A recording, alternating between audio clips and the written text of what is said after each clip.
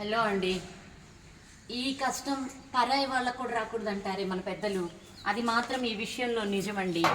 అమ్మో, ఈ బిడ్డలు అనుభవిస్తున్న ఆ నరక యాతన చూడలేకపోతున్నాను. ఇంత ప్రేమగా పెంచుకుంటూ వీళ్ళని మనం, ఈ బిడ్డ అయితే మరి కనీసం పాలు కూడా తాగలేకపోతుంటే పాలు ఇస్తున్నాం, తాగిచ్చి వీక్ అయిపోతాడేమో అన్న భయంతో ఇలా తాపుకుంటున్నాము.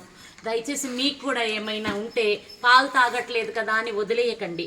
అన్నిటికంటే ముఖ్యంగా ఓంది నాన్న, ఓంది అబ్బో, ఏమైంది నీకు? వద్దొట్ట తాపొద్దా? ఓ అమ్మ దగ్గరికి వచ్చి తాగట్లేదు కదా, మరి నేనేం చెయ్యాలి చెప్పు? తాగాలమ్మ, తాగకపోతే వీక్ అవుతావు అంటమ్మా. ది బెస్ట్ డాక్టర్స్ ట్రీట్మెంట్ జరుగుతూనే ఉంది, కానీ వీడికి రావడం 75-80% సివియారిటీలో వచ్చిందట. అందుకని చెప్పి కొంచెం జాగ్రత్తగానే ఉండాలమ్మా. మేము మీకు పూర్తిగా ఇవ్వలేమన్నారు. ఒక 30% 50% వచ్చిన వాటికి తగ్గింది. ఇంకా ఇదిగో వీడికి మాత్రం కిడ్నీస్ ఫెయిల్ అవుతాయట. లంపీలో మనందరికీ స్కిన్ మాత్రమే కనిపిస్తుంది, ఇది చూస్తున్నాం. కానీ ఈ స్కిన్తో వచ్చే ఈ గడ్డలన్నీ కాక ఇక్కడ చూడండి, 2 కాళ్ళ మధ్యలో ఎంత స్వెల్లింగ్ వచ్చి వాపు వచ్చిందనమాట. అంటే ఇక్కడ నీరు పట్టింది. ఎప్పుడైతే కిడ్నీస్లో ప్రాబ్లం వస్తుందో ఇక్కడ నీరు చేరుతుంది. ఇది ద లాస్ట్ స్టేజ్ అని చెప్తున్నారు డాక్టర్లు.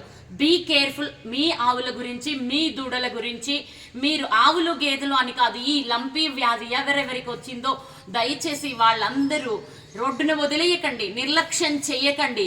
ఇవి మనల్ని పోషిస్తున్నాయి, మనల్ని రక్షిస్తున్నాయి. మన జీవనానికి గోజాతి ఎంతో ముఖ్యం.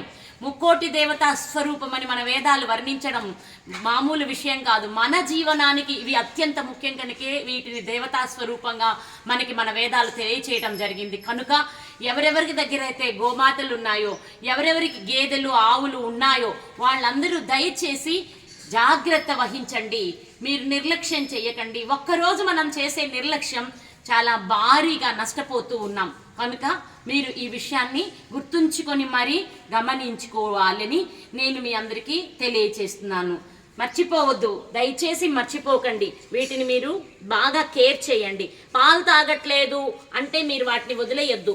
పెద్దవి అనుకోండి, అదిగోండి రాగి జావ కాసి తాపుతున్నాం చూడండి. మేము రాగి జావ కాసి పల్చగా కాసి రాగి జావ ఇలాగే మనకి మెనీ వేస్, అంటే చిరంజీలతో తాపుతాము, లేదంటే ఇట్లాగే ఒక బొంగుని మనం వీటికి మందులు తాపే విధంగా తయారు చేసుకొని తాపుతాము. వాటితోటైనా రాగిజావ తాపండి. మన ఆవులని, మన జీవులని దయచేసి రక్షించుకోండి. థ్యాంక్ యూ అండి.